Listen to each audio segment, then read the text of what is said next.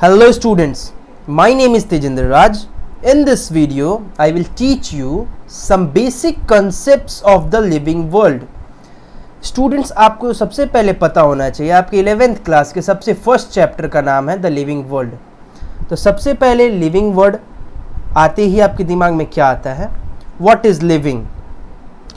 So you can see on the screen, the living world comprises an amazing diversity of living organisms that all present day living organisms are related to each other and also to all organisms that ever lived on this earth or planet, was a revelation which humbled man and led to cultural movements for conservation of biodiversity. Clear all? तो सबसे पहले आपके mind में आना चाहिए कि living organism क्या होते हैं. What is living organism? कुछ ऐसे फीचर्स होने चाहिए जिससे हम डिफरेंशिएट कर पाएँ कि ये ऑर्गेनिज्म लिविंग है एंड ये नॉन लिविंग है. मीन्स कि कुछ ऐसे फीचर्स होने चाहिए.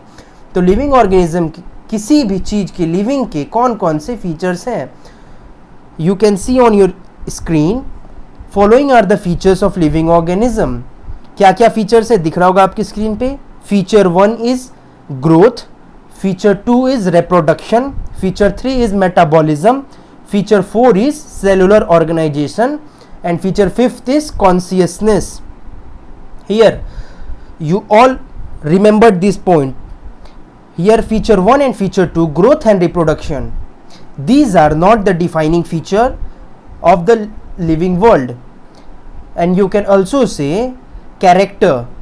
And these last three, metabolism, cellular organization and consciousness, these three are the defining feature. You can also say feature और इनमें exceptions नहीं होते हैं. इसका मतलब क्या हुआ? सपोज कोई इंडिविजुअल ग्रोथ शो कर रहा है या रिप्रोडक्शन शो कर रहा है, क्योंकि हेडिंग क्या है? These are the features of living organism. तो हम देखते हैं इसमें ग्रोथ हो रहा है. हम ये नहीं बोल सकते हैं कि वो नॉन लिविंग है और लिविंग है. वो नॉन लिविंग भी हो सकता है. What was the reason behind that कि growth and reproduction these are not the defining feature. मतलब कि इसका एक्सेप्शन है, वो नॉन लिविंग भी हो सकता है. क्या एक्सेप्शन है? क्यों इसको नॉट द डिफाइनिंग फीचर बोला है? इसको हम फर्दर एक एक टॉपिक डिटेल में पढ़ेंगे. Then I will tell you. But अगर कोई ऑर्गेनिज्म में मेटाबॉलिज्म है या फिर सेलुलर ऑर्गेनाइजेशन है या फिर कॉन्शियसनेस है, फिर से सुनो सबको, मेटाबॉलिज्म हो या फिर सेलुलर ऑर्गेनाइजेशन हो या फिर कॉन्शियसनेस हो, तो उसको आप आंख बंद करके बोल सकते हो these are the living organism. What was the reason behind that? Because these three are the defining feature of living organism. It means it doesn't have exceptions. अगर कोई चीज ये शो कर रहा है, it means that they are the living organism. अब first सबसे पहले हम ग्रोथ डिस्कस करेंगे. ठीक है, you can see on your screen what is growth.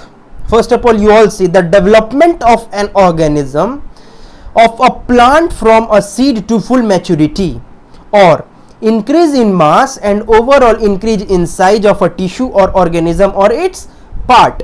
Okay, growth शब्द आते ही सबसे पहले आपके दिमाग में क्या आता है? ग्रोथ शब्द क्या होता है? What is growth? तो किसी भी टिश्यू या फिर ऑर्गेनिज्म या फिर किसी भी एक पार्ट का उसके मास के अंदर बढ़ना. किसके अंदर बढ़ना? उसके मास के अंदर बढ़ना. इंक्रीज इन मास या ओवरऑल उसके साइज के अंदर बढ़ना is called growth.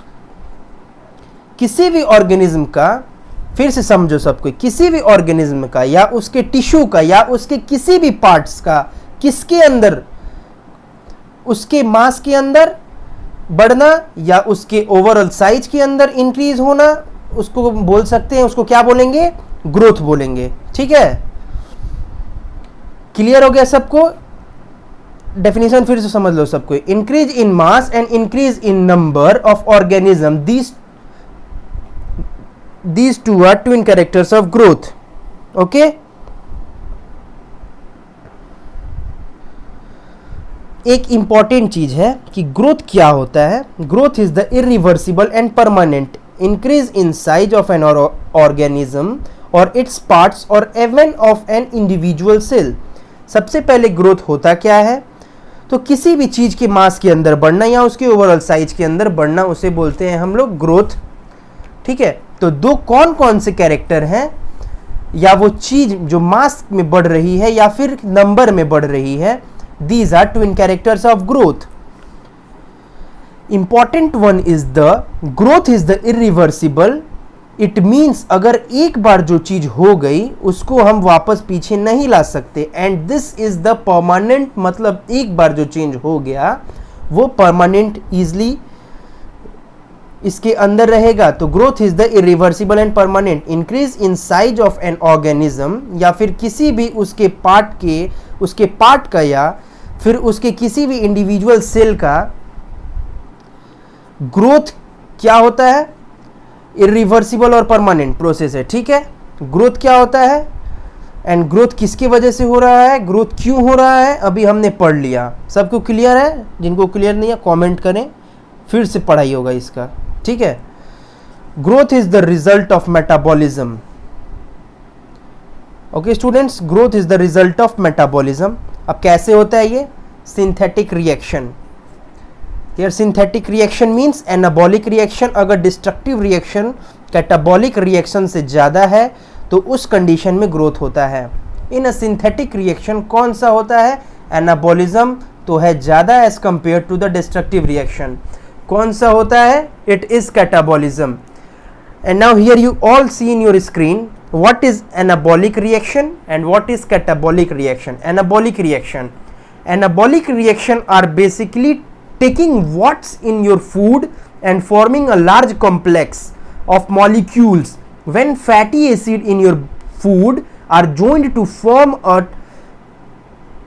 triglyceride, that's an anabolic reaction. And here catabolic reaction are a type of metabolic reaction that take place within a cell. Larger molecules are separated to form smaller molecules, as in the case of respiration where glucose is broken down to form carbon dioxide and water. इस condition में क्या होगा, growth होगा। अगर anabolism ज़्यादा है as compare to the catabolism, उस condition में होता है ग्रोथ। एक होता है डी ग्रोथ और एक होता है negative growth.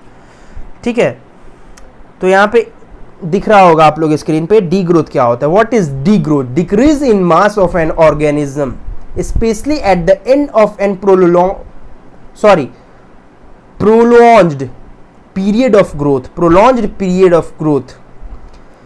Okay, and negative growth, what is negative growth? Negative growth, it can be positive, which means that the number of cells is growing over time. It can also be negative, which results in a declining number of cells over time. We see this effect in cell growth assays when we analyzes the effect of certain treatment to our cells.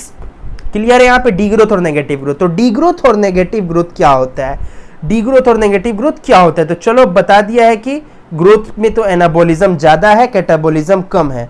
तो D growth में क्या होगा, तो in this condition जो anabolic reaction होगा, जो मैंने आपको शुरू में यहाँ पे बताया था, एनाबॉलिक रिएक्शन और कैटाबॉलिक रिएक्शन, उसका बहुत इसमें अहम भूमिका रहता है।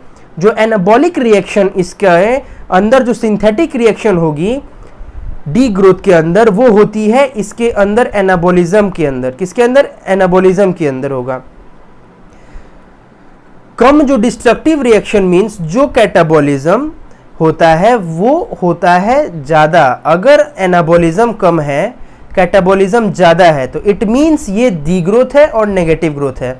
अब हमने पढ़ लिया ग्रोथ क्या होता है, ग्रोथ किसकी वजह से हो रही है, ग्रोथ क्यों होती है, डी ग्रोथ क्या होती है, नेगेटिव ग्रोथ क्या होती है। All clear?